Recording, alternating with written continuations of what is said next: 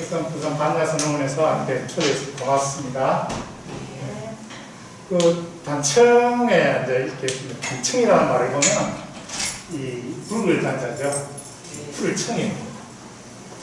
그런데 이 단자 있죠, 단자. 이 단자를 보면은 여기 단자의 어원을 보면요 이렇게 돼 있어요.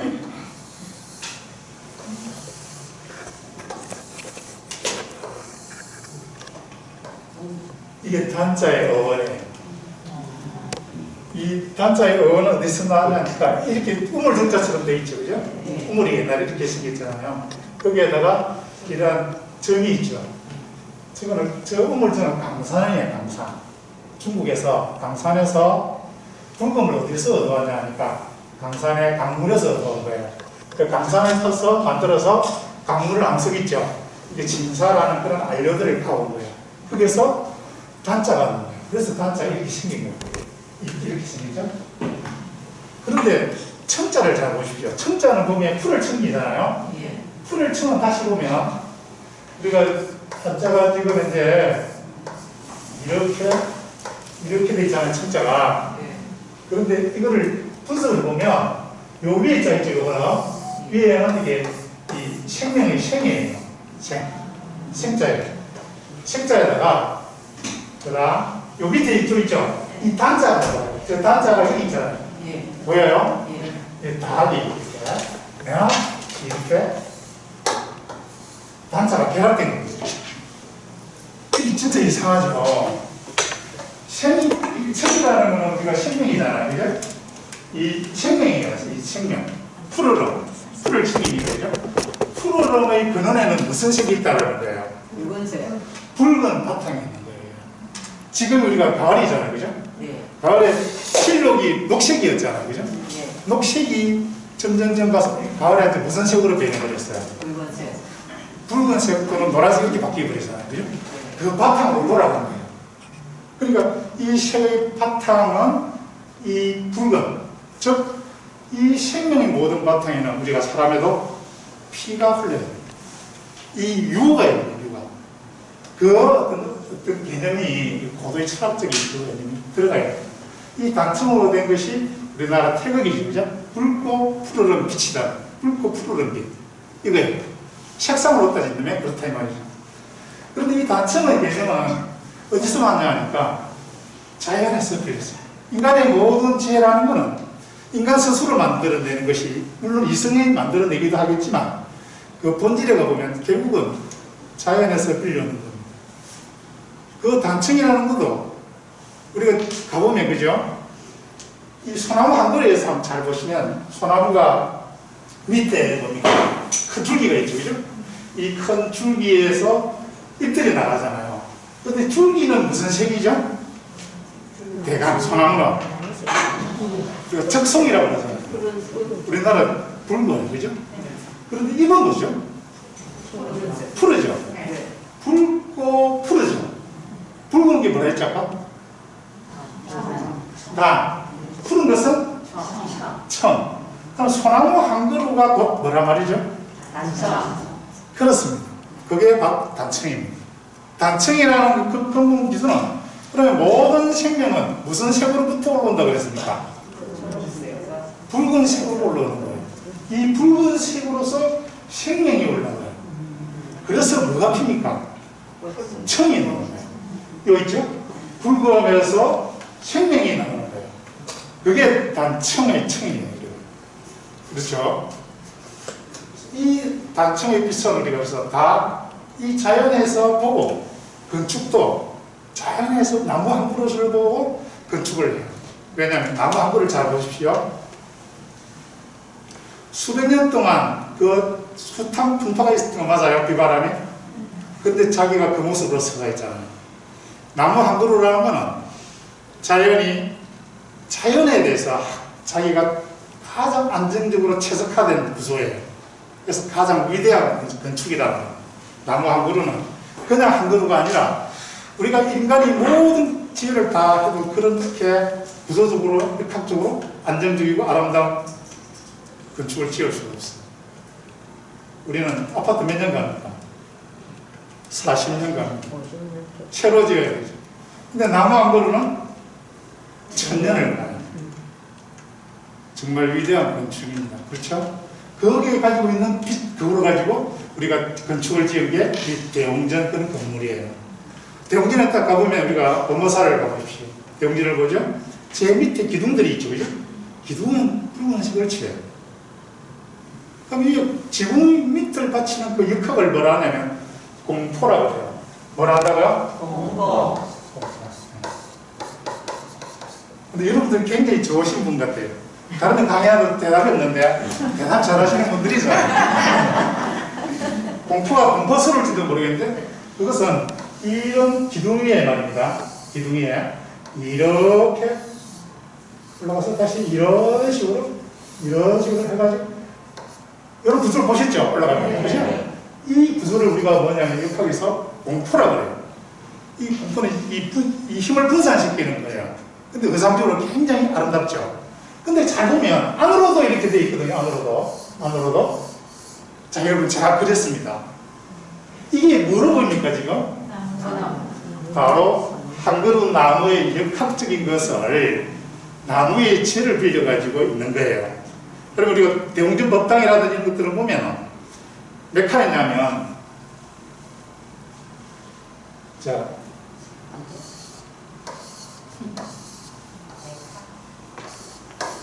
빨리 합시다. 자, 이게 대웅전의 건물을 위에서 바라본 거예요. 기둥이 있는 자리예요. 그럼 여기를 우리가 어간이라고 그래요. 가운데 부분 있죠? 들어가는 출입구예요. 이걸 뭐라 한다고요? 임금이 출입하는 데라 이 말이죠. 어간. 근데 여기는 햇반이라고 그러는데 이게 한 칸, 두 칸, 세 칸이죠. 몇 칸이라고요? 세 칸. 그 정면 몇 칸이 됩니까? 그럼 측면도 하나 더 있겠죠? 이렇게 측면도 몇 칸입니까? 세 칸이 되는 거예요. 그러면 이 나무가 몇 그루가 있는 거예요? 대웅전 하나가 4416이죠. 그래서 16그루의 나무가 쭉 서가 있는 거예요. 그 한가운데에 누가 있습니까? 여기에. 여기 이 자리 또는 여기 이 자리죠. 여기 이 자리에 바로 누가 계십니까? 부처님 계시는 거예요. 우리가 닷집을 올려가지고 그죠? 그러면 우리가 숲 속에 숲 한가운데 누가 있다는 겁니까 지금? 이 뭐 숲이잖아요. 이제. 나무가 16그루가 서가 있으니까 숲 한가운데 부처님이 있는 거예요. 숲은 뭐다? 청정한 세계예요. 그래서 청정한 불국토의 세계가 돼서 그 깨달음의 세계가 되죠. 그죠? 조성을 그렇게 해나가다 이 말이죠. 그래서 단청이라는 것은 어디에서 왔다고요? 자연에서 온 거다. 그죠? 자, 우리나라만 그럴까요? 이게 이제 독일의 켈란 성당입니다. 고딕 성당이죠. 고딕은 말입니다. 우리나라 고려시대 조선 초 이런 시기에 막 걸쳐서 이렇게 지어지는 거예요. 한 12세기, 13세기 이럴 때예요. 근데 여기 보면 이 서양에도 뭐라고 하느냐면 이 켈란 성당에 이러한 뾰족한 층탑들 있죠. 뾰족한 층탑 있잖아요. 이런 이게 이제 고딕 양식의 특징이에요. 로마네스크는 좀 둥글둥글하죠. 근데 이게 로마네스크가 바뀌어서 고딕 양식으로 바뀌어요. 그런데 이 고딕 양식에서 가장 중요한 특징은 여기 창이 많이 나오잖아요. 이제. 그래서 스테인드 글라스 같은 빛을 쏟아지게 이제 만들어요. 로마네스크 같은 경우는 우리나라 대웅전처럼 뭡니까? 웅장하지만 내부가 좀 큼큼해요. 그러니까 어떻습니까? 좀 성스러움을 극대화시키죠. 그런데 여기는 이제 창을 확 개방해가지고 스테인드 글라스가 빛이 쏟아지죠. 행행색색의 빛이. 그러니까 정말 사람들이 보면 간단하게 만들었죠. 근데 이 역시가 뭐냐면 북유럽에 갈참나무들 있잖아요. 한렵 수림들의 본떠 가지고 이 고딕 성당을 만들었다라는 거예요. 그러니까 인간의 성스러운 곳은 다 청정한 세계를 토대로 해가지고 종교 건축을 해내시키는 거예요. 드러나게 만드는 거죠. 그러니까 고딕 성당도 그렇고 우리나라의 무도야, 대웅전도 결국은 어디에서 지혜를 빌려서 자연에서 특히나 숲에서 빌려서 왔대요. 그래서 우리나라 대웅전이 강원도 있고 서른도 있고 유런이 있으면 그걸 뭐랍니까? 빽빽한 숲이라고 해요. 그것을 한자로 하니까 총림이라고 그러죠. 우리가 총림이 되는 거죠. 숲이에요. 어쩌면 불교는 숲의 종교일지도 모른다라는 거죠. 사실 산사들이 다 어디 있습니까? 절에 있잖아요. 그죠? 그렇습니다. 근데 이 장엄의 단층장엄의 중심은 그래서 결국은 뭐냐면 어떤 색채와 문양으로 되어 있잖아요. 그렇죠? 네. 단층은 잘 보면 색채와 문양으로 되어 있잖아요. 그런데 우리가 색채 중심으로 이렇게 바라봐요. 오방색으로. 그죠? 근데 핵심은 뭐냐니까 항상 문양이 이 핵심입니다. 다시 한번 해볼까요?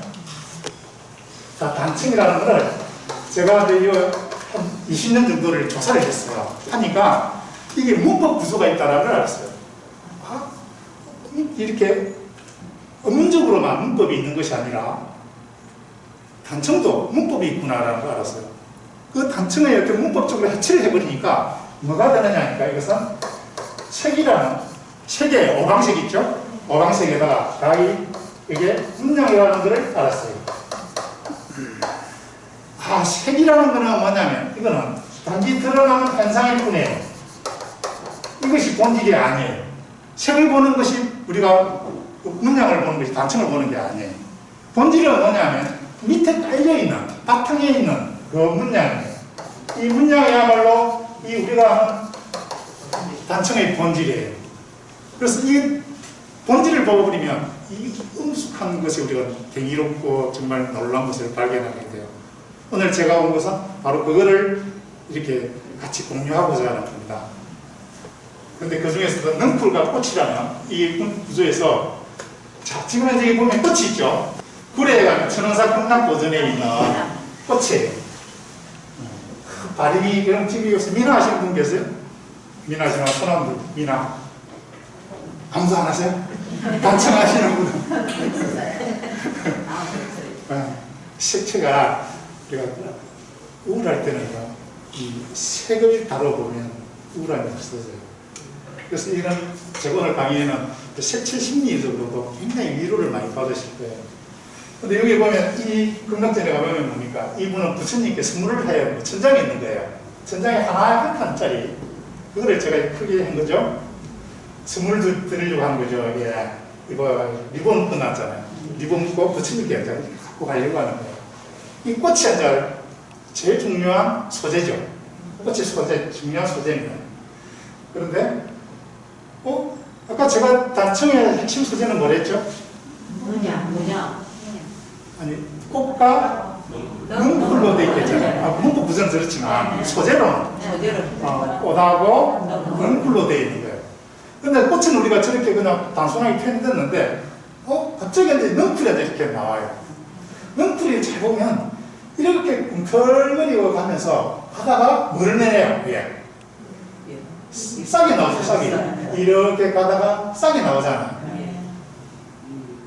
뭐 부른 것 같기도 했는데 뭔가가 일단 모르지만 꿈틀꿈틀한 이 힘에서 뭐가 나옵니까 지금 이제 싹이 나온다라는 걸 일단 그거 정도만 알아두고 지금 넘어가 봅시다. 그 다음에는 이거는 통로사 있죠 우리가 대웅전에 있는 거예요. 그리고 꽃이 보이죠? 꽃 중에서도 뭐가 보입니까? 연꽃과 모란이 보이죠? 모란이 줄기 가지예요. 가지가 쭉 뻗어가 이렇게 하나 밑에서 이렇게 올라가죠. 이런 가지 하나, 이렇게 가지 하나. 그리고 이게 우리가 금등하죠, 그죠? 제가 사진 찍으면서 올라가 놀랬던 게 보수공사를 했는데 이 금가루가 떨어져가지고 말입니다. 그리고 이 천장 이거 대들보가 지나가잖아요. 대들보가 한 200년 동안 쌓은 먼지가 이만큼 있어요. 정말 옛날 2016년에 보수공사하기 전에 제가 올라갔기 때문에 근데 여기에 먼지 위에 보면 이 금가루가 쌓여가지고 툭 떨어져 있어요. 근데 그 떨림을 참 표현을 제가 못하겠네요. 나중에 보수공사 하나 받으면서 찍겠어요. 진공청소기를 쫙 빨아당겼다는 거예요. 자, 제가 주목하는 건 이 부분이에요. 이 부분. 여기에 지금 보이면 여기 있죠. 이 꽃이 있죠. 이 꽃이 하나 있죠, 그죠? 네. 여기 보면 뭔가 있죠, 이게. 네. 검은색이죠. 검은 바탕에 뭔가 가동하죠. 예. 이 부분, 그죠? 뭔가가 나와요. 그걸 합별을 해보면 다음과 같아요. 이렇게 돼요. 자, 여기 꽃이 있죠. 꽃이 있고 꽃이 있는데 여기에 요 보입니까? 능풀이 이렇게 가요. 이렇게 하면서 싹을 내죠. 이렇게 싹들 뼈수반이 나오죠 아까. 그러니까 이 능풀과 이 꽃이라는 것이 이거를 우리가 알아버리면 이 사찰이나 궁궐의 단층을 다 해두게 되어버려요. 저는 굉장히 오랫동안 이걸 고민을 했어요. 도대체 우리 연꽃은 능풀이 있습니까? 없습니까? 실제에 보는. 여러분 실제에 연꽃이 능풀이 있어요? 없죠? 없는데 연꽃에 능풀을 이렇게 그려놓아요. 도대체 이게 뭘까? 뭔가 굉장히 관념적인 건 분명히 맞죠, 그죠? 자, 그런데 한번 더 볼게요, 그러면. 아까 공포라 그랬죠? 공포를 보면 또 이게 막 능풀이 막 움틀움틀 올라가요. 이렇게. 그죠? 거기서 뭔가 꽃이 또 피고 있죠? 이 연꽃이잖아요. 연꽃 봉오리 맞죠? 그런데 이 능풀이 있습니까? 능풀이 있어 피어요. 자, 또 들어가 봅시다. 이 나주와 이제 극락보선인데요. 나주에. 자, 요 능풀 보이죠? 여기서 시작돼요. 이렇게 들어가는 거예요. 이렇게 한 바퀴 돌아요. 쭉 돌아서 가운데 크게 피죠. 그런데 재밌죠? 가운데 부처님이 꽃이 제일 크죠? 여기는 좀 작죠? 여기는 좀 덜 피죠? 덜 피죠? 좀 피죠? 피고 어떻습니까? 제가 그래서 이걸 깨치는 거예요. 이게 뭘까? 왜 꽃을 같이 이렇게 다 놨던가 하지? 이렇게 왜 그랬지? 보니까 그런 거예요. 이 꽃이, 이 능풀이라는 것은 바로 수행과 나의 공덕이에요. 나이가 팔정도회를 쌓아가는 그 과정들이에요. 그 과정들에서, 수행의 과정들에 의해 가지고, 자, 처음에는 꽃이 필까요, 말까요? 불이 피고 봉우리의 상태를 가져야 돼요. 좀 더 정진을 해가지고, 자, 좀 더 정진을 하면, 더 점점점 훌륭한 꽃으로 되는 거 맞아요? 그러다가 마지막에 이래서 요 자리가 가운데 자리입니까? 벤방입니까? 진리는 어디에 있습니까? 중도에 있어야 되는 거예요. 치우침이 없어야 되는 거죠? 치우치지 않아요. 즉 양변을 여어야 돼요. 양변을 여의고 드디어 어디 있습니까? 가운데 있죠? 중도의 자리에서 일반 적정의 꽃이 피어나는 거예요. 이 꽃이야말로 뭐라고 한다고 우리가 해요? 바로 안욕따라 삼박삼구리. 더 이상 위에 없는 큰 깨달음. 무상정등각이죠? 그 무상정등각을 얻는 거예요. 그러니까 우리가 이 하나의 그림 안에는 우리가 뭐가 있냐니까 사실은 불교의 사성제와 팔정도가 이 안에 사실은 다 있는 거예요. 그거를 조형 하나로 표현할 수 있는 뿐입니다. 그러니까 이거 하나가 뭡니까? 불국토가 되는 거예요. 이것은 다르게 말하면 여기에 있는 우리가 이 무명의 세계죠. 무명의 세계. 그러면 무명의 세계에서 정견을 가지고 실천을 해 들어가기 시작하는 거예요. 그렇게 쭉 해서 우리가 뭡니까? 쭉 가서 이 열반의 꽃을, 깨달음의 꽃을 넣는 거죠. 그죠? 그러니까 여기 여러 부처와 여기에 있으면 우리가 문명의 중생이라고 하면 이때는 우리가 승문, 연가, 보살, 부처 이 길을 우리가 따라가는 거죠. 그죠? 하나의 일성의 수레바퀴라고 보면 됩니다. 하나의 수레바퀴 큰 대성입니다. 다른 것도 마찬가지로 여수 흥국사에 가도 내가 마찬가지로 이러한 것들이 다 앉아 드디어 어떻습니까? 꽃과 능풀이 어찌 됐단 말입니까? 제 말이.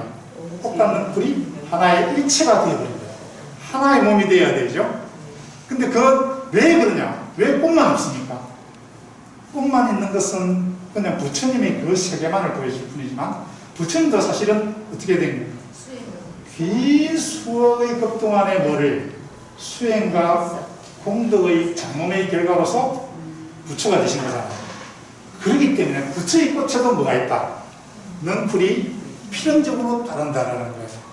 능풀이 없는 꽃은 잘못된 거예요. 장엄에 있어서 잘못된 겁니다. 네. 그래서 왜 그러냐면 나중에 복원 과정에서 보면은요, 능풀을 막 없애버려요. 희미하게 남았으니까. 보면 달랑랑이 나죠. 제가 다니면서 숱한 곳에서 그런 오류들을 봤어요. 그거는 근본을 죽이는 거예요. 그죠? 아까 전에 단청에서 뭐를 없애버린 겁니까? 청에서 이 단을 없애버린 것 같아요. 이러한 것으로 점점점 완성 형태로 가요. 꽃과 뭐가요? 꽃과 넝쿨이 만나는 완성 형태를 점점점 미학적으로 정착이 되어 간다 이 말이죠. 자, 점점점 더 그렇죠? 여기도 보면은 여기서 넝쿨이 나가죠? 나가서 뭔가 분화할 때는 이게 이런 문양이 생겨요. 분기점이 이렇게 돌아가는 것 하나 다시 본류로 돌아가죠? 돌아가서 다시 본류는 전체는 어떻습니까? 이렇게 본류는 이래요. S자로 돌아가죠? 이렇게 들어가는 게 본류예요. 그 중간중간에 이렇게 가지치죠. 중간중간에 가지를 칩니다. 이렇게 가지를 쳐서 가고 그죠? 이건 촉들 보이죠? 계속 무한히 생명한 무한하게 퍼져나가는 자리 이탈을 실현하는 거예요. 여기도 마찬가지. 또 같은 넝쿨과 꽃들이 결합된 거 맞아요? 점점점 완성된 형태로 가요.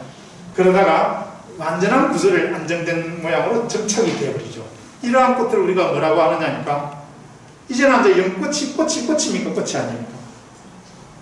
이 정도 단계 되면 꽃이 아닌가라는 걸 갖다 오는 거예요. 꽃이 아니다. 그러니까 뭔가라고 하는 거죠. 그죠? 그 관념적이고 초현실적인 꽃으로 성화되어 버린 거죠. 이상화됐죠? 그래서 이상화된 성스러운 꽃이라 해서 이러한 꽃들을 우리가 뭐라고 합니까? 보상하라고 우리가 이야기를 합니다. 보상화 그런 게 하나의 어떤 문양의 은행들이 나오게 되는 거죠.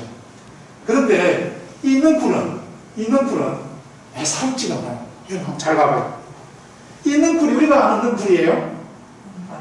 뭔가가 둥둥하고 그죠?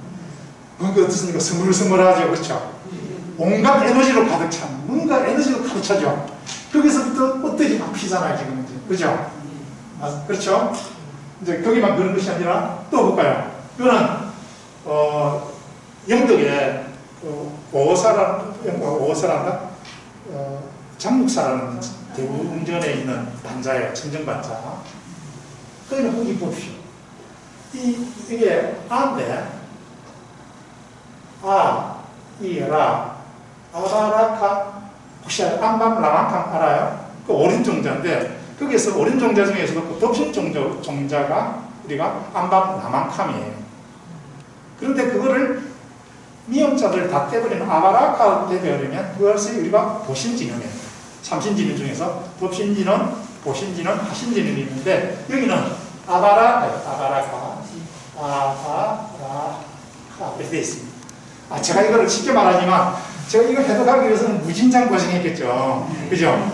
그냥 여러분들 그냥 지금 당장은 알 수가 없어요. 이거는 누가 있다고요? 아미타 부처님이 계신다라고 생각하면 돼요. 또는 약사예가 계신다라고 하면 돼요. 이게 보신불이잖아요. 청정 법신불은 우리가 비로자나 부처님이죠. 하신불은 석가모니 부처님인데 여기는 우리가 보신불이 있다라고 보면 돼요. 근데 이 기운을 가요. 이 가물한 이 기운에서 꽃들이 피잖아요. 그죠? 그러다가 번짝 하나씩 다 넣었어요. 세상의 모든 보신물들이 집결되어 있다라고 보면 돼요. 그래서 하나의 법계에 젖혀진 문양 하나인데, 여기 또 보면, 그 김해 은하사 있죠. 그죠? 은하사 대웅전에 있는 천정반자예요. 여기 한번 봐봐요. 있는 꿀이 이렇게 되어져. 들어와서 이렇게 들어가잖아요. 그래서 이런 수행 공덕의 과정에서 가운데서 꽃이 피었죠.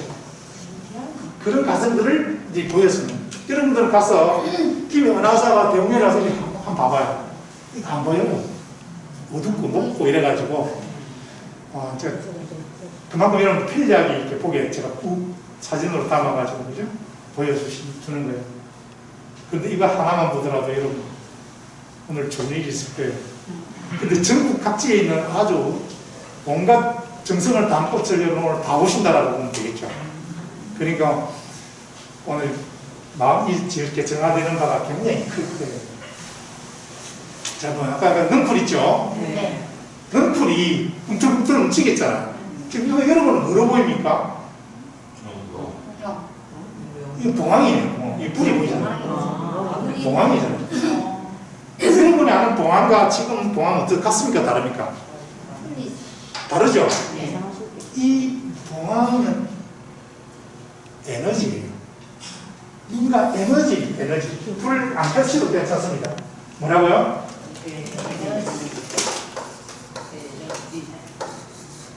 글이 작나요? 에너지. 근데 캠벨이라는 미국의 유명한 미술학자가 있는데 이 사람이 뭐라고 했나니까 인류가 만들어낸 모든 신들은 에너지의 의인하다 이랬어요. 뭐라고 했다고요? 에너지의 의미하다. 신은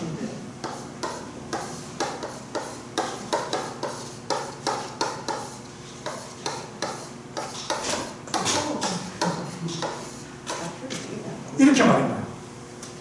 에너지에 의인하다. 에너지를 뭔가 행성화 있게 만들어버린 것이 신이다라고 하는 거예요.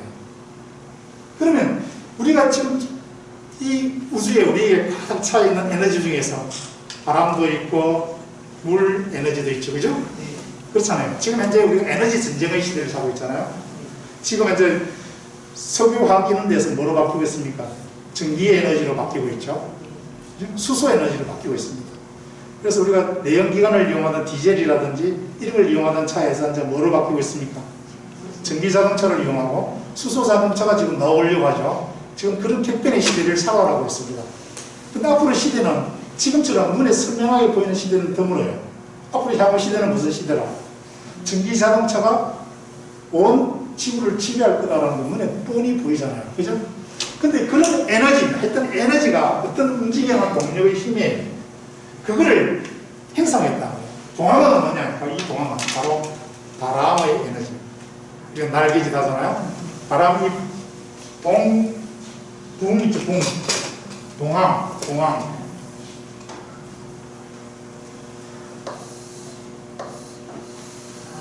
그럼 바람을 그려볼까요?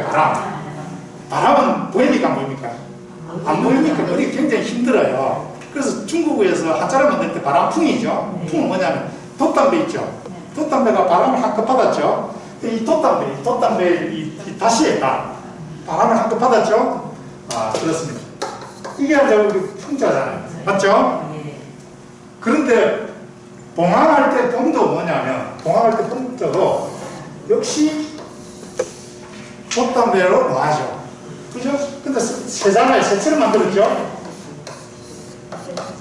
그렇죠? 이 봉황은 공짜예요. 그러면 봉황도 결국은 뭐냐면 이 글자를 해석하면 뭐가 있으면 이 안에 뭐가 있습니까?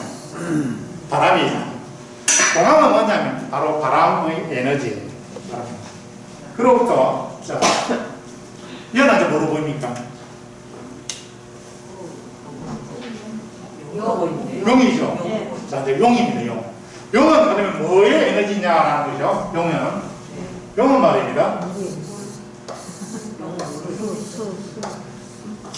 물이에요.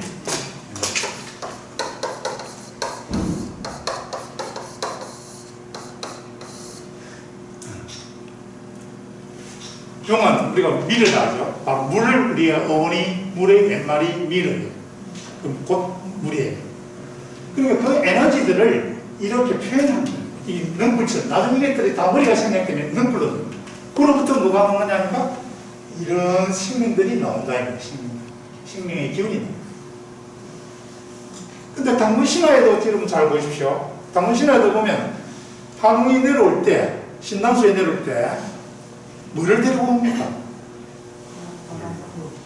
우사, 운사, 그죠? 우사, 맞습니까? 우사 데려오죠. 그 다음에 구름인 운사를 데려오죠. 맞습니까? 그 다음에 풍백을 데려요. 풍백. 그죠? 바람을 데려오잖아요. 비, 구름, 바람을 데리고 하늘에서 내려오는 거예요. 농경사에서 절대적이죠. 그러니까 그러한 것들 데리고 홍익인간을 부하는 거죠. 맞습니까? 에너지가 있으면 물질이 만들어지고 세상이 다 조화롭게 되기에 필연적입니다. 자, 그러면 아까 물의 기운이라고 그랬죠? 물의 기운을 확대를 좀 이 물 숫자잖아요. 그리고 경북궁이 있죠. 경북궁 건정전을 2001년도에 보수공사를 합니다. 그때 건정전에 이 건정전에서 저 붉은 장지가 나왔어요. 저 150년 넘은 장지예요. 1860년대 장지라고요. 근데 거기 보니까 저 물 숫자를 상량물 올린 데 있죠. 또 거기에 놓은 거예요. 도대체 이게 왜 했을까? 근데 자세히 보니까 자, 학대를 이렇게 제가 좀 해보겠습니다. 아, 이 학대가 안 되나요? 아깝네, 진짜. 학대를 하면 이 한자, 글자 하나씩 보이죠? 네. 이게 용자로 되어 있습니다. 용자. 그럼 이 숫자가, 이 용자가 몇 자냐면 천자가 돼요, 천자. 이 물 숫자 안에 용이 몇 개 있단 말입니다. 천. 그러니까 물의 근본이 누구란 말입니까? 에너지가 시킨 게 용이다라는 걸 우리가 의미하는 거예요. 에너지다 이 말이죠. 자, 그래서 능구가 연꽃에서 무생명이 어쩐다라는 거예요. 자, 목이 아파서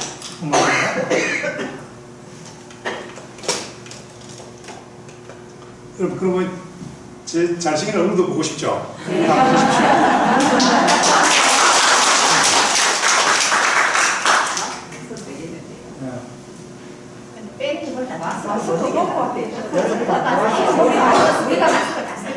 아니, 제가 감당이 안 돼가지고요. 멋있다 보니까 제가 필터링을 능굴과 연꽃에서 무생명이 발생하는 거예요. 다 준비가 된 에너지가 준비돼서 그로부터 뭐가 나온다는 게 물질이 나오기 시작합니다. 즉 꽃이 피입니다. 자, 우리가 이 내원사 가면 이 문양이 있어요. 여기 능굴이 올라가죠. 뭔가 푸른 쪽 올라가잖아요. 쭉 이래가지고 푸른 색깔이 뭐죠? 자, 단, 청, 맞습니까? 그런데 이것은 뭐가 나오는 거야, 아들이? 꽃만 피는 것이 아니라 물고기도 나오죠? 그런데 여기 물의 기운이 가득한데 여기도 뭐가 쓴 기운이 있습니까? 봉황, 바람의 기운이 있죠. 물의 기운과 바람에 의해 가지고 이 뭔가가 시기가 되어 있는 거예요. 다시 봅시다. 되게 중요한 거예요. 그러니까 대웅전이든 무슨 건물이든 가면 이 공포를 개념을 해요. 그죠? 공포가 있죠. 그 공포를 가만히 보니까 뭐가 있다고요? 첫째, 이런 단청이에서 능풀이 있고 꽃이 피는데 그러면서 위에 봉황이라든지 용을 얹어요. 여기에. 그러면 물의 기운과 뭐가 함께 됩니까? 바람의 기운이 반드시 있다라는 거예요. 그러면 물을 우리가 숫자라고 합시다. 맞습니까? 바람을 뭐라 하자? 풍이라 하자. 아, 수와 풍이 있다라는 것만 기억하고 일단 넘어갑니다. 자, 그 다음 또 한번 봅시다. 요거는 좀 들으면 뭐가 나오죠? 호랑이. 자, 올라가서 야는 뭐가 나옵니까? 뭐 큰 악새 같은 거 그런 거죠. 네. 그 다음에 꽃이 피죠? 예. 자, 제가 이제 친절하잖아요, 또. 다 제끼고, 이걸 다 보여주는 거예요. 자, 꽃이 피죠? 능굴이 꿈틀 올라가다가는 여기 꽃이 피고, 뭐가 있죠, 이제? 쭉 뭐가 있죠? 그것도 연이네요. 봉황. 네, 봉황인데. 뿌리가 보이죠? 자, 또 봅시다. 또 물고기 보이죠? 또 봉황이 있고 꽃이 피고 맞습니까? 이 꿈틀거리는 능굴에서 하여튼 생명이 피는 거 맞아요? 자, 이렇게 된 거예요. 그래서 제가 이게 최종적으로 이걸 아직 공개를 제가 전혀 어디에 해본 적이 없어요. 근데 이제 제가 이걸 능풀이 도대체 뭐고 꽃이 뭔가라는 거를 결론을 내린 거예요. 첫째, 능풀은 뭐냐니까 원인이에요. 꽃은 개가요. 이 능쿨이 꿈틀꿈틀을 하는 이 원인에 의해서 꽃이 핀 거죠. 여기 그러니까 연기법 맞아요. 그러니까 인연법에 따라 가지고 꽃이 피는 거예요. 내가 수행과 공덕을 쌓기 때문에 뭐가 피어야 돼요? 내 삶에서 꽃이 피어야 되는 거예요. 그것은 필연적이에요. 모든 것은 연기법이에요. 장엄의 세계도 뭐로 되어 있다? 법의 세계가 지배하는데 그 법은 곧 연기법이다라는 거예요. 그 연기법으로 표현되어 있는 거예요. 그런 다음에 이 능풀은 뭐냐? 청으로 돼 있고 꽃은 단으로 지금 돼 있죠? 거꾸로도 성립해요. 상관없어요.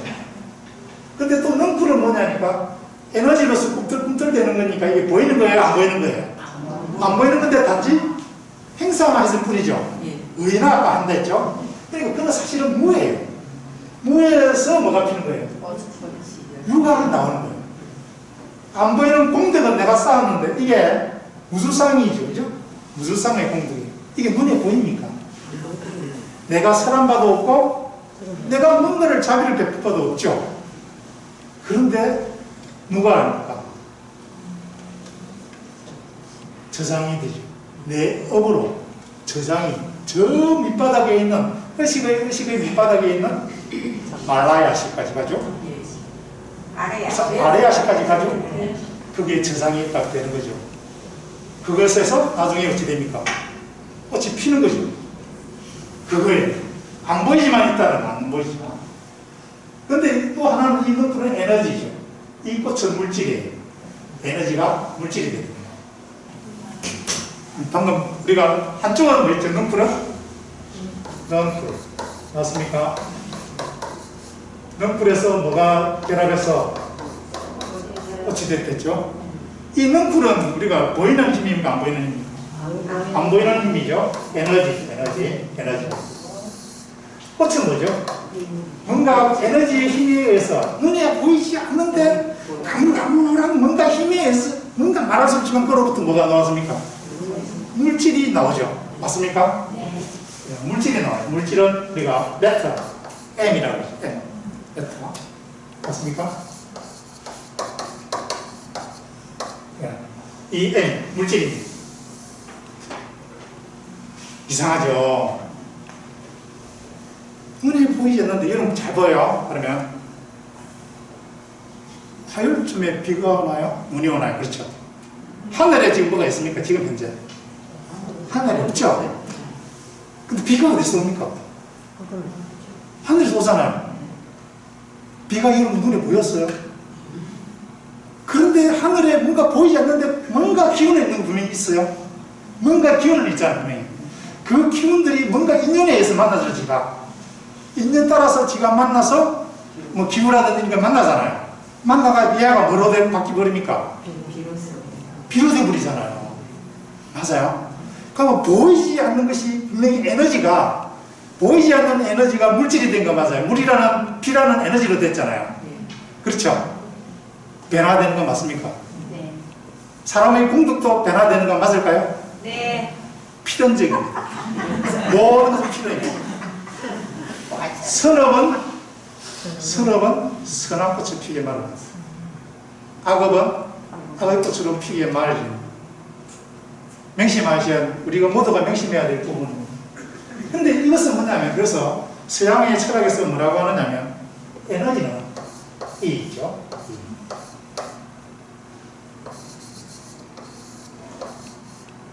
MC제곱이라는 이 가장 물리학에서 아름답던 공식이 나옵니다. 에너지하고 이걸 뭐라 하냐면 에너지하고 물질은 같은 거예요.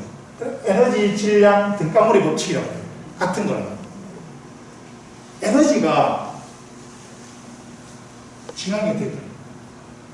그거를 증명해봐 하면 우리나라 단천 문양 하나를 보여주면 돼요. 아까 전에 있잖아요. 이거 많이 봤죠? 에너지가 능풀이 이렇게 능풀에서 꽃으로 피는 이 그림 하나 보여주면 현대 물리학의 정수라고 하는 것이 딱 보여주는 거예요. 그렇죠. 근데 그게 좀풀 것이 없습니다. 맞습니다. 수행과 공덕에 의해서 장원과 일반 접증이 되는 거죠. 팔점도라고 그랬죠. 깨달음을 얻는 거라고 그랬죠. 보살과 불이 이것 두 개는 능풀과 꽃은 서로 분리되는 것이 아니라 서로 일체이고 상입상적을 하게 되는 거예요. 서로가 한 몸. 그래서 하나의 생명이라는 통일장을 이루게 되는 거예요. 근데 이 법당은 그래서 이러한 체계를 가지고 어떻게 꾸미냐니까 우리가 경전에 나오는 연화장 체계로 꾸민 거예요. 아까 전에 제가 법당에 제일 가장자리는 뭐가 있었다 그랬죠? 부처님. 아니, 제일 가장자리에 가장자리는 제일 바깥쪽이란 말이죠. 뭐가 있었습니까? 에너지가 있었잖아요. 있었는데 물의 기운과 올라가더라 아닙니까? 그죠? 공항이 언제 났죠? 바람의 기운들이 있을 때 했죠. 맞습니까? 아까 제가 기억해야 된댔죠? 하여튼 수초와 풍을 기억하자 이 말이죠. 근데 이 장엄 있잖아요. 우리가 대웅전의 장엄이라든지 우리 모든 법당의 장엄의 토대는 뭐냐? 놀랍게도 경전이 이 설계도명이에요. 그 경전 중에서 어느 경전이 그러냐면 화엄경의 80권문 있죠. 그 중에 안에 쭉 보면 우리가 화상세계품이 있죠. 그 화상세계품을 가지고 그대로 구현을 해놓은 게 우리나라 법당이에요. 이제 근데 증명을 해야 되겠죠. 모든 것을 명제가 있으면 그 명제를 증명해야 되는 게 제가 원래 수학을 증명한 겁니다. 수학자의 일이에요. 제가 증명을 했겠죠. 네, 이제 증명을 한번 보여드리겠습니다. 자, 이거는 이제 우리가 논산에 가면 쌍계사라는 절이 있는데 하동에도 쌍계사가 있죠. 논산에도 있습니다. 이게 대웅전의 천정이에요. 여기 보면 이 좌우대 지리죠. 여기가 부처님 계신 어간이에요. 여기는 봉황이 날고 있죠. 극락조라고 해도 괜찮습니다. 여기 보면 아까 전에 안쪽에도 우리가 제가 공포가 안으로도 들어가댔죠. 이 안쪽으로 들어간 거예요. 여기 보면 연꽃들이 쭉 보여요. 연꽃띠. 예, 연꽃띠가 있죠. 조금만 더, 좀 더 좋은 걸로 보여드릴게요. 자, 여기는 보험 금탑사 있죠.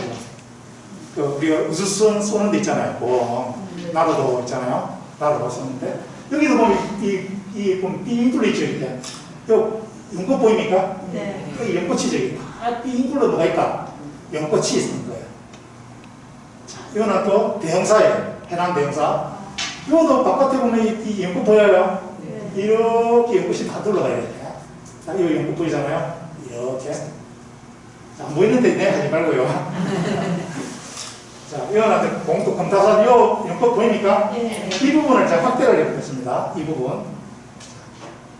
이거. 이제 연꽃이라는 거 보이겠어요? 쌍연꽃이 이제 꼬였죠? 꼬여있고 여기 거북 같은 것도 보이고, 그죠? 여기는 보면 누가 있습니까? 네, 맞아요. 옥토끼. 옥토끼. 이 방아찌 불사야를 짓고 있는 거예요. 그러다가 이 큰 연잎에 누가 있습니까? 개가 있죠. 이 물의 기운들을 드러내고 이 연꽃의 띠로 둘러싸여 있는 거예요. 연꽃의 띠로. 이 법당은 무슨 띠로요? 연꽃의 띠로 돼 있다 이 말이에요. 다시 보면 이런 식으로 있죠. 아주 물에삽니다. 물고기 보이죠? 자, 더 확대하면 이렇게 돼요. 연꽃의 띠들이 물고기 있는 거 보이잖아요. 거북이니 수생식물이 보이죠? 물론 화재 예방을 위해서 목적은 중이니까 여기에 물의 기운을 강력하게 쏟아넣는 것도 있지만 그 본질은 뭐냐면 이 연꽃으로 장엄을 했다는 거예요. 이 잉글로다. 자, 우리 대웅전이 중에 대웅전이 이 테두리 있죠. 이 부분들을 삥 눌러서 뭐예요? 저쪽으로 한번 볼까요? 이 부분을 다 연꽃으로 이렇게 장엄해 놨다는 거예요. 이렇게. 뭐래요? 이런 모양으로. 그럼 이 공간이 연꽃 속에 있다 이 말이죠. 이 공간은 연꽃 속에 있다라는 거예요. 이렇게 이 연꽃도 있죠. 자, 이거를 저 밑에서 있잖아요. 위로 보는 거예요. 밑에서 누워서 위로 보면 도면을 보면 이렇게 생겼어요. 법당이. 여기에 이제 부처님이 쭉 앉아 계시겠죠, 그죠? 여기 근데 여기에 연꽃 아까 보이죠? 이렇게 눌러 있는 거예요. 이렇게 보입니까? 도면상에 보이죠? 근데 이 부분을 제가 공포라고 그랬죠, 아까? 다 공포들이에요. 공포는 다 뭐로 되어 있다? 물의 기운과 바람의 기운으로 여기 다 쌓여 있다 이 말이에요. 그 안에 다시 여기 뭐라고 해요? 연꽃띠로 삥 뚫어놨죠? 그 안에 이거 보면 이거 반자들이 하나씩 보이죠, 이게? 그죠? 이 부처님의 세계를 이렇게 넣어놓은 거예요. 그 큰 구조가 뭐냐면, 자, 여기 아까 공포가 있었죠? 공포에는 뭐를 넣었다 했습니까, 제가? 물의 기운과 바람의 기운들을 심어놨다 했죠? 그 안에 다시 뭡니까, 자? 연꽃이 있고, 그 안에 불국세계가 있다. 이렇게 된 거예요. 자, 이 법당을 다시 볼게요. 자, 다시 보면, 이렇게 된 거예요, 제가. 친절하게 있잖아요. 제가 완전히 해석을 해놨겠죠, 그죠? 친절합니다. 여기 있죠, 여기가 우리가 법당 있잖아요. 법당의 테두리예요. 법당의 바깥 테두리. 여기 공포로서 뭐입니까? 연꽃, 물꽃 이런 걸 막는다 이거죠. 그럼 그 아래에 보면 바람과 보살이 있고 여기에 부처가 있고 이런 체계로 되어 있다 이 말이죠. 용과 공항 보이죠? 네. 아까 이거는 물, 이거는 바람. 맞습니까? 네. 이렇게 되어 있단 말이에요. 근데 바람은 제가 뭐라 그랬죠? 풍륜, 비는 그래서 이제 일행전자 세계가 나온 거예요. 그리고 보통은 그렇게 조형을 했는데 이제는 이제 아예 조형 미술에서는 이 연화장의 세계를 다음과 같이 표현을 한 거예요. 자, 맨 바깥 쪽에 여기 띠가 많죠? 색 차단하죠? 이 띠는 개수로 세보면 11겹입니다. 11겹. 11겹이고 그 다음에 이게 바로 풍륜을 상징해요. 바람의 수레바퀴. 뭐라고요? 바람의 수레바퀴. 제일 바깥에는 뭐가 있다?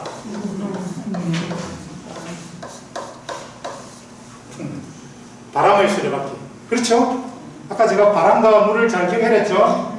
자, 그 다음에 안에 잡으면 뭔가 파도 치고 있죠? 파도가 청색으로 되어 있죠? 수륜이죠. 뭐라고요? 풍륜 안에 뭐가 있다? 수륜이 있는 거예요. 수륜.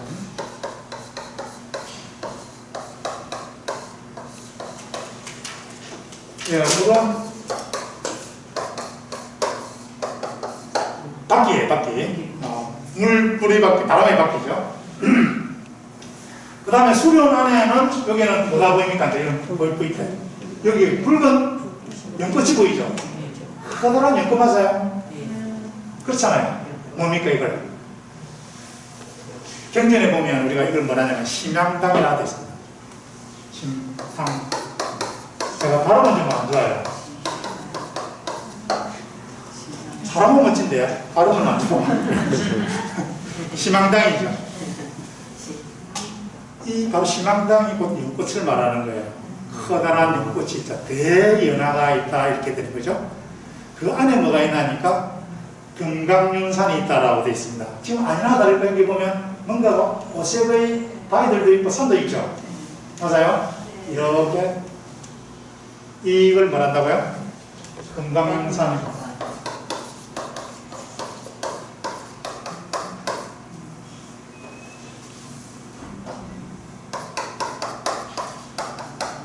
분이라는 거죠.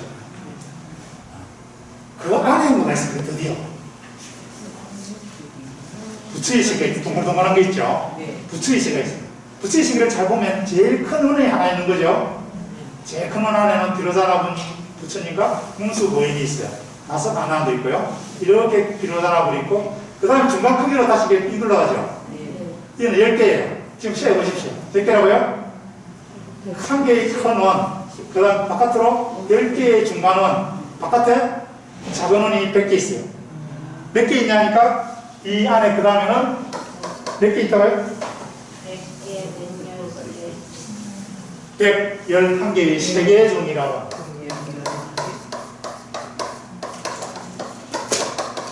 이 종은 물론 씨앗이에요. 씨앗. 111개의 세계 종이 저 불국토가 그렇게 있다라는 거죠. 감명 안 내려왔습니까? 이것이 뭐라고 됐냐면 이거는 이런 체계가 바로 하암경의 화장세계품에 그대로 나오는 이야기예요. 하암경에서 가르치는 우리가 이 세계는 비로자나 부처님께서 수억 년 동안의 어떤 겁으로 행한 수행과 공덕의 결과로 장엄된 세계를 연화장세계라 합니다. 화장세계다 이 말이죠. 화장, 꽃 속에 숨겨진 세계다 말이죠. 그렇잖아요. 무슨 세계를 한다고 비로자나 부처님의 세계가? 연꽃이죠.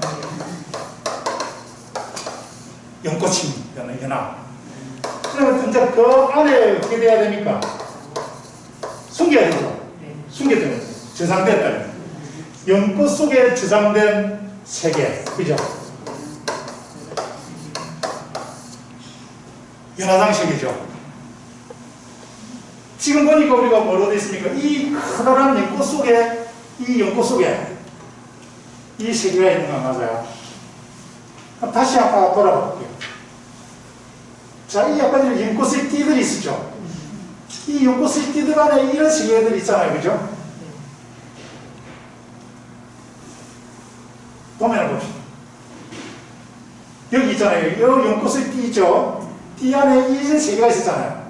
이 세계의 반자 하나하나가 뭐냐니까 바로 이 111명까지나 있던 세계종하고 똑같은 거예요. 그 부처님과 보살의 세계를 다 하나하나씩 다 조형으로 다 해놨다고요. 너무 놀라운 거예요. 이 세계를 우리가 법당에 있는 모든 세계를 우리가 해독을 해버리게 된 거죠. 그래서 그러면 실제로 이 안에 있는 이 천정반자들은 과연 불보살의 세계 맞나? 라는 거죠. 이제 그것을 제가 증명해야 될 차례죠. 이제 그거를 여러분께 보여드릴 겁니다. 자, 그래서 이 화엄사에 가보면 뭐라고 되어 있습니까? 화장이죠. 꽃 속에 감춰진 세계. 꽃 속에 뭐를 감췄을까요? 부처님의 세계를 숨겨놓은 거예요. 그게 단청장원이에요. 이 모든 수행공덕의 어떤 능풀에 의해서 꽃이 피었는데 그 꽃이 곧 뭐라 말입니까? 부처님이다. 그래서 그 꽃을 우리가 석가모니 물이라고 적어도 좋고 아미타 부처님이라고 적어도 좋은 거 맞아요? 당연히 그런 행상으로 나오게 필연적입니다. 자, 여기 보면 현실의 꽃이 여기 있죠? 현실의 연꽃이잖아요. 자, 현실의 연꽃을 보고 저는 놀란 것이 경전을 제가 읽다가 있잖아요. 화엄경의 어떤 화장세계품을 읽다가 이 가만히 생각해보니까 이게 우리 현실 세계의 꽃을 이야기한 거예요. 봐봐요. 연밭에 우리가 여름에 가세요. 바깥에는 뭐가 비가 내려요. 바람이 불죠. 또 연꽃의 바깥에는 뭐가 있습니까? 비와 바람이 있죠. 수련도 있고 풍년이 있는 거예요. 더 큰 거는 수련입니까? 풍년입니까? 풍년이죠. 그건 가득하잖아요. 그래서 경전에서도 그 풍년이 엄청난 두께로 있는 그 바탕 위에 수련이 있다 하고 그랬습니다. 너무도 당연한 거예요. 그죠? 그 위에 뭐가 있다? 희망당, 연꽃이 있다. 희망당이 있고, 그 안에 가보니까 뭔가 이런 게 있죠, 이거. 암술수, 그죠? 이런 금강문산의 형태들이 있고, 안에 뭐가 있죠? 세계종이 있잖아요. 이 씨앗 있잖아요. 세계종, 아까 종이 뭐랬죠? 제가? 씨앗 했죠? 이 씨앗이 있는 거예요. 그걸 가만히 생각해보면, 이게, 경전의 이야기라는 게, 내 현실의 이 꽃을 말하는 거구나라는 걸 알 수가 있는 거예요. 그죠? 모티프로 했다는 걸 알 수 있겠죠? 그죠? 결국은 뭐냐면 그게 바로 깨달음이기 때문에 이 행상이라는 거는 우리가 이 대기설법이라고 그러잖아요. 중생의 근기에 따라 가지고 방편을 쓴 것이지 칠보로 보석이 되어 있고 막 이런 물질의 세계를 그렇게 말했던 거는 대중들에게 그만큼 아름다움이죠. 깨달음의 그 경지의 아름다움을 보여주는 거예요. 결국은 마음이죠, 마음이야. 그죠? 근데 법당의 조행 원리들 그런 거는 불국토가 몇 개 있냐니까 111개 있댔죠. 사실은 111개만 있을까요, 불국토가? 아니에요. 향하사의 모래알 개수만큼 많잖아요. 겐지스강의 모래알 개수가 많아요. 여러분, 우리 여기가 해운대죠? 옛날에 그 칼스터 있잖아요. 한국과학기술원 대학 입시 문제를 제가 가르치잖아요, 애들한테. 그때 서술형이잖아요, 본고사 치고. 문제가 하나가 뭔 게 뭔 걸 쳐줄까요? 1994년인가 그때 입시 문제였는데 해운대 모래알 개수를 구하시오. 이거요. 그게 입시 문제예요. 칼스트 문제였어.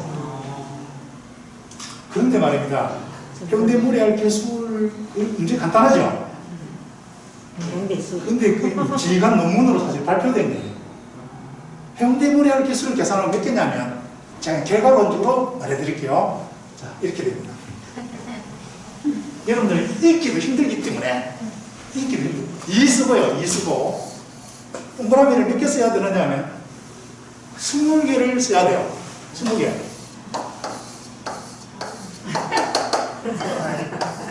이렇게 써야 돼요. 그러면 이 개수가 자, 여러분은 그렇죠. 만은 10을 동그라미 4개죠? 맞습니까? 1년에 우리가 수학은 뭐냐면 우리 동양은 동그라미 4개씩 든 거예요. 만 다음에 만의 만배에 붙입니다. 만의 만배. 굉장히 중요하다고 깜빡거리고 있죠? 억이죠? 만이 만장이, 만원이 만장에서는 억이잖아요. 돈을 이야기해야 개념이 확실히 들어오죠? 억입니다, 억. 뻐근히 만들면 뭐랍니까? 조.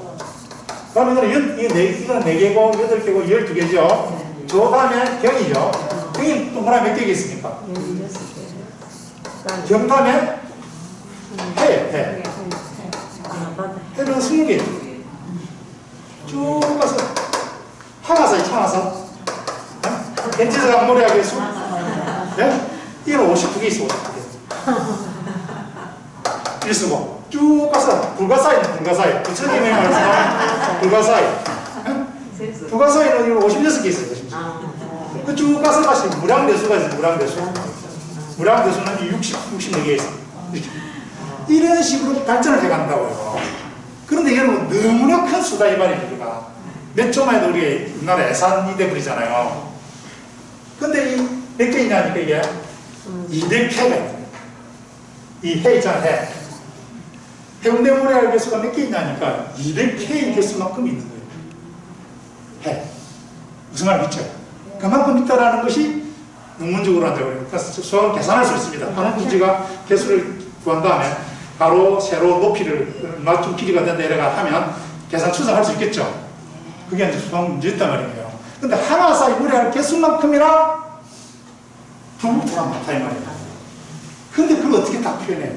그러니까 경전에서는 그래서 우리가 이 화장실 그 그림에서는 몇 개를 111개만 표현한 거예요. 111개만. 어떻게 표현할까요? 그 표현의 방법이 바로 대칭이에요. 대칭. 뭐라고요? 대칭. 그런 다음에 또 반복을 합니다. 이러면 그게 무한의 개수가 되는 거예요. 무한의 개수. 누구도 무한을 해본 사람 있죠. 제가 무한을 찍어볼게요. 무한을 찍을 수 있습니다. 자, 봐요. 무한을 어떻게 하냐면 1, 2, 3, 4, 5. 그 다음 수가 뭐죠? 그 다음은요? 이게 무한을 찍은 거죠. 그죠? 규칙성을 보여주는 거죠. 규칙성. 규칙성을 보여주면서 계속 되구나라는 걸 알 수 있는 거죠. 근데 양쪽으로만 있나? 음료는 없어? 이러면 또 어떻게 하면 됩니까? 마이너스 1, 마이너스 2. 맞죠? 무한하죠? 그럼 이 중심으로 좌우가 대칭하자요? 예. 그럼 무한한 거 맞아요? 맞잖아요. 대칭과 반복이 나오는 거죠. 이게 수학에서는 무한을 해석하는 거예요. 그래서 유한에서 어떤 패턴을 분석해요. 규칙성의 패턴이 딱 나오면 그것을 확장만 하기만 하면 무한이 되죠. 이게 수학의 근본 원리예요. 수학하는 근본 원리가. 규칙성을 보면 되는 거예요. 근데 이게 제가 벽당을 뒤지게 미를 찾게 된 것도 이런 규칙성을 발견했기 때문에 사실은 이 놀라운 규칙이 보이는 거죠. 이 중앙에 가면 갈수록 어떡해요? 더 선악이 있죠? 선악이 있죠? 여기에 연꽃이 있고 여기에 연꽃이 있죠. 여기에 쌍선악, 여기 쌍선악이 있죠? 그 안에 이렇게 모란으로 덮어 쓰고 그 다음에 이 세 개가 있잖아요. 그럼 점점 와서 구조가 말입니다. 그렇지 않아요. 정말 놀라운 대칭의 구조죠. 도대체 저 안에 뭐가 있을까요? 도대체 이 안에 뭐가 있을까요? 제일 중요한 곳이잖아요. 무엇이 있어야 됩니까? 원래. 아까 전에 우리 화장실 일품에는 여기 뭐가 있어야 되죠? 불국토가 있어야 되죠. 얼마만큼? 하나 사이 모래알 개수만큼 많은 삼천대천의 세계가 펼쳐져야 되죠. 맞죠? 또 중중무진한 세계가 펼쳐져야 되는 거 맞아요? 그래야 된단 말이에요.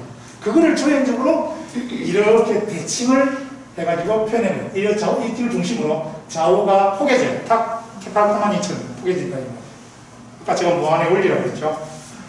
다른 재료도 마찬가지입니다. 이 대선사의 중앙상 밑에 있는 자, 이제 여기는 우리가 내소사 대원보선이죠. 이 대원보선의 구조를 잘 볼까요? 한번 그냥 도와봅시다. 자, 이 지금 학을 이렇게 따라 네모로 되어 있죠. 네. 자, 선을 잘 따고 있어요. 네. 그 안에 보면 연꽃이 보이죠. 연꽃이 모란을 따라갑니다. 디귿자로 되어 있죠, 이렇게. 그 안에 다시 이런 팔려 변화문이 있고 물론 디귿자로 되어 있죠. 그 안에 이 문장이 이렇게 있는 거예요. 구조가 다시 보면 미음자로 둘러싸고 디귿자로 둘러싸고 거꾸로 디귿자로 둘러싼 다음에 이렇게 내려가야 돼요. 그럼 어떻게 되는 거 알겠죠? 정말 소중하니까 겹겹이 둘러싼 거예요. 대칭으로 하면서. 근데 제가 도대체 이게 뭐지? 이 세계가 뭐길래 이렇게 겹겹이 둘러싸고 이랬을까? 궁금하잖아요. 그래서 제가 봤죠. 그러니까 이쪽을 보면 여기 같이 해볼까요? 역시 제가 여러분은 쉽게 말하지만 오래 배웠어요. 옴, 자레, 주레, 준제, 서. 바하는 없어요. 옴, 자레, 주레, 준제, 서, 바하. 옴, 자레, 주레, 준제, 서, 바하. 이렇게. 옴, 자레, 주레, 준제, 서, 바하. 준제지는. 다시요. 준제지는 한번 쓰실까요? 이거 왜냐면, 준제지는이, 이거 천수경이 있죠? 그 경전인데, 준제보살의 진언이죠. 진언은 참된 말이란 말입니다. 참된 말. 진리의 말이 진언이에요. 근데 준제진언을 보면은, 준제라는 말이 우리 준제보살이죠. 그죠? 이 준제라는 말은 뜻은 이 청정하다는 말이에요. 청정. 청정이에요. 이 뜻 자체가. 이 준제라는 말이 산스크리트입니다. 이 한문이라도 이런 것이 아니라. 자, 옴, 자레, 주례동이죠. 주례, 준제, 사바, 그렇죠? 9자죠. 물론 사바가 이게 한자를 익히거든요. 다 세보면 9자일 거예요. 자, 자례는 뭐냐? 자례는 이 자례는 자비를 말해요. 자비로우신 분이 됐습니까? 여러분 그냥 이게 쉽게 나오는 내용은 아니에요. 이 주례는 뭐냐 하면 진리, 지혜를 우리 남녀와 비슷하다고 보면 돼요. 그 다음에 준제는 뭐냐 하면 아까 제가 천재라고 그랬죠? 무슨 말이냐니까 자비로운 분이시여, 지혜로우신 분이시여, 청정한 분이시여, 저희를 부디 원만성취하게 해주세요 라는 거예요. 진리와 자비의 세계를 우리에게 부디 이렇게 내려주십시오 하는 그런 강력한 진리. 이 진언을 이용해 어떤 막아 끼지 않고 업장이 소멸된다라는 그만큼 강력하다죠. 부처님께서도 뭡니까?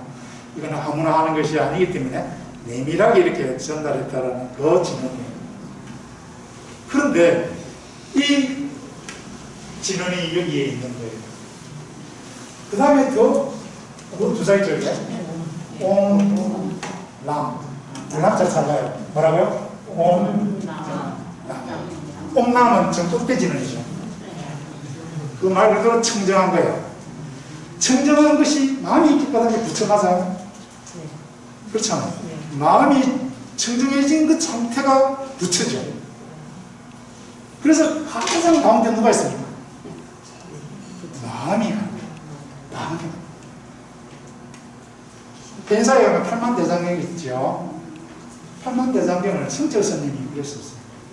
팔만대장경이가 있는데 가서 한자로 딱 줄이면 뭐라고 하는 데습니까? 마음심이 된다 했죠. 그죠? 근데 이 청정한 마음이 곧 누구라는 겁니까? 마음인데 그것이 이 안에 우리가 들어가 있다 이 말이죠. 들어가 있다. 봐봐요. 옴남 옴남 같이 해봅시다. 옴남 옴남 옴남 됐습니까? 람 해봐요. 람. 내 마음이 뜨는 거 맞아요? 마음이 떨림이 있어야죠. 진원에서는 옴마니 밤매움 이렇게 울리게 나오는 거죠. 내 몸이 종이에요. 종. 동종. 떨리죠. 그러니까 이 보면 이 떨리는 거 보입니까? 파장을 그렸잖아요. 이 소리이기 때문에 파장을 그려 나가야 되는 거 맞아요? 굉장히 이분은 대단한 분이에요. 옴 하면 어떻게 돼야 됩니까? 터져 나가야 돼요. 그리고 이런 모양을 그려 나간 거예요. 그러니까 우리가 법당에 있는 거지만 그냥 진언만 있는 것이 아니라 사실은 소리 있잖아요. 진리의 소리. 그것이 이 천정에 사실은 가득 차 있어요. 특히 우리 한국에 있는 천정에서 결국은 부활하면 뭐냐면 온만이 반명의 소리로 이 법당이 가득한 세계라는 걸 나중에 알게 돼요. 모든 절이 다 온만이 반명으로 다 적어놨어요. 없는 절이 없다라고 보는 전동사절 중에서 육자진언이죠. 예. 근데 여기도 보면 이 선악 안에 내가 이 꽃이 있고 모란이 있죠. 이제 점점점 구조를 되어 있는 거 맞습니까? 아까 중중무진하다 했잖아요. 그 중중무진한 구조를 펼쳐낸 거예요. 여기는 꿀의 천원사 대원 버전이에요. 극락 버전이에요. 그 안에를 보면 극락 버전 아까 봤잖아요. 우리가 제가 큰 면을 보여줬죠. 선악으로 쌓여 있는데, 근데 거기 보면은 아까 전에 이렇게 돼 있었잖아요. 여기 모란이 있죠, 그죠? 안에 이제 연꽃이 둘러싸여 있잖아요. 이 연꽃을 보면 여기서 읽어요. 제가 이걸 몰라가지고 말입니다. 다른 데는 다 분석했는데 이걸 몰라가지고 이 일본인 학자들한테 물은 거예요. 이 범자는 저 산스크리트 인도 사람들도 몰라요. 이 글자가 뭐냐면 몰라요. 진짜. 티벳 분들 잘 몰라요. 제가 티벳 스님들한테 물어봤거든요.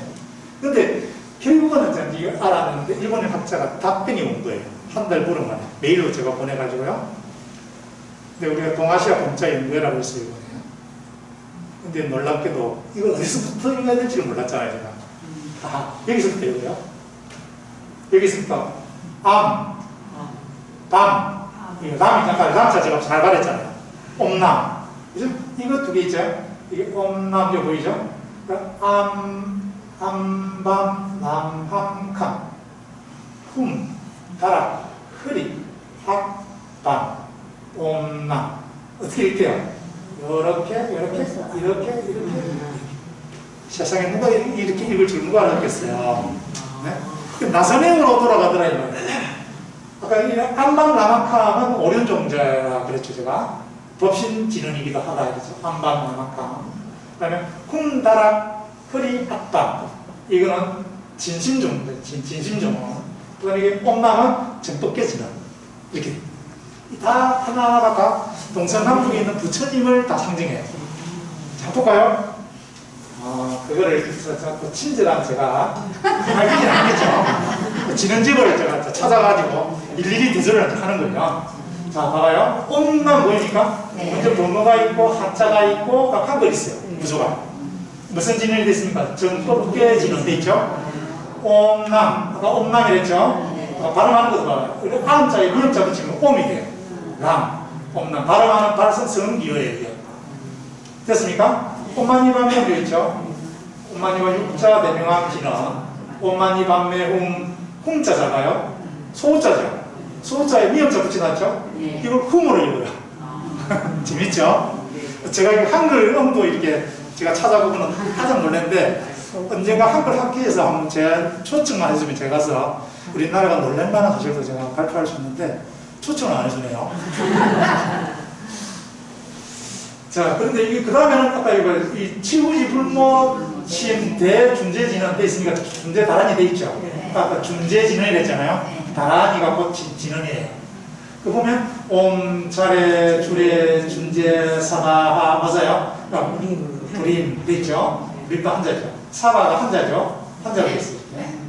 그래, 자레죠. 주레, 준재. 아까 자리, 진리, 그 다음에 청정. 이 뜻이 됐잖아요.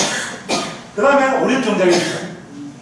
암남라마캄이죠. 이 거꾸로 되어 있습니다. 암밤라마캄. 아까 우리 봤잖아요. 그래서 요자와 훔다락이 앞밤이죠. 진심종자 됐죠.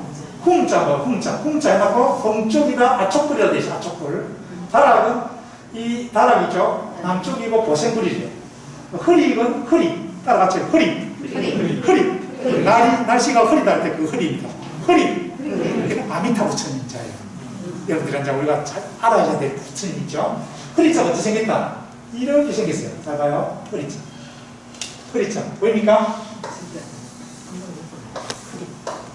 이렇게 돼 있어요. 흐리자. 이게 아주 많이 들은 누구를 상징한다고요? 아미타. 서쪽, 아미타, 미타 돼 있죠? 악자는? 악은 북쪽인데 불공성치불이다. 불공돼 있죠? 밤 뒤에 중앙이고 비로자나 부처님이다. 그럼 이 글자 하나하나가 다 뭡니까? 동서남북에 있는 모든 부처님을 담아하는 맞아요? 아, 그러면 아까 제가 그랬잖아요. 연꽃에 쭉 둘러싸지가 있고 가운데 가면 불국토가 있다 그랬는데 아니나 다를까? 그거 맞습니까? 틀립니까? 그런 거를 우리가 알게 된다는 거죠. 현재 여기 있는 우리가 대웅전이라는 어떤 법당의 장엄의 세계가 다 해석이 되어버려요. 아, 연화장실이구나. 저 꽃이 아니고 부처님이시구나. 이런 거를 우리가 알 수가 있는 거예요.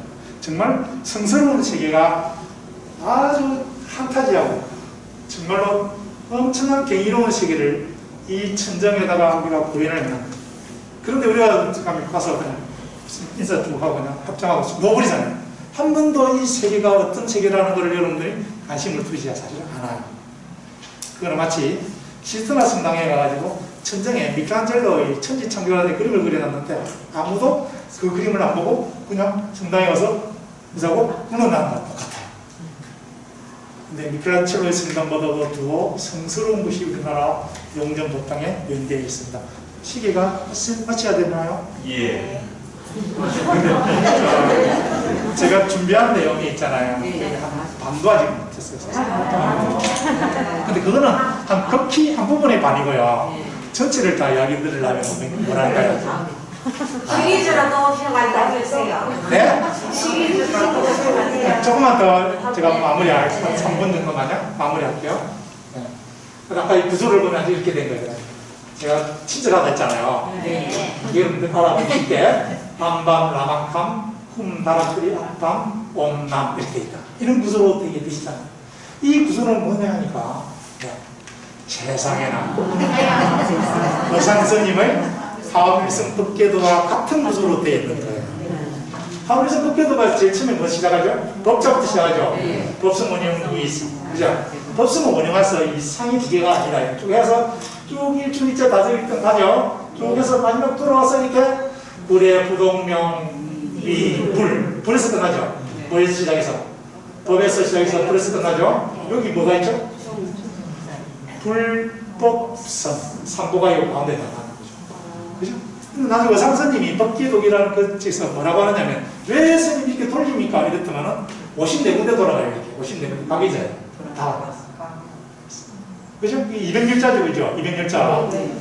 7은 39절이잖아요. 200열자가 되는데 이게 왜 돌아가느냐? 그는 의상스님이 그래요. 종생의 근기가 다르기 때문이다. 근데 왜 그러면 부처님과 법은 여기에 가운데 있습니까? 중도의 자리에 있어야 되기 때문이다. 그렇게 말해요. 왜 우리가 단천문양에 부처님의 가운데 가장 큰 곳이 가운데 있어야 됩니까? 진리의 자리는 중도의 자리예요. 치우침이 없는 자리예요. 그죠? 무한한 평등의 자리죠. 그래서 이제 그렇게 나왔다는 거예요. 그래서 도불보사가 경전의 세계를 낱낱이 보여주고 싶지만 이제 쭉 넘어가겠습니다. 부처님 세계를 안에 가보면 사실은 다 부처님이에요. 넘어가겠습니다. 이것도 넘어가고 훌륭한 내용이 다 넘어가네요. 왜 안 넘어가지? 자, 넘어갑니다. 여기 있죠? 바로 이게 사진에 우리 말했던 화상세계의 줄인 거예요. 이게 구례 화엄사 있죠? 대웅전에 닫집 밑에 딱 있어요. 이 문양이. 제가 가서 지금도 굉장히 고생했겠죠. 근데 이걸 좀 더 설명할 수 있는 시간이 있으면 되는데 하여튼 이게 뭐라고요?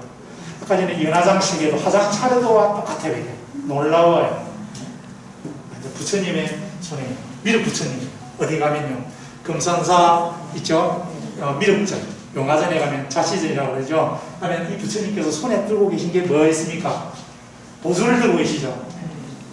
여러분께서 제가 선물로 드린 부처님께서 진리와 자비의 것을 여러분의 가슴에 드립니다. 10초를 드릴 테니까 가만히 갖고 가세요.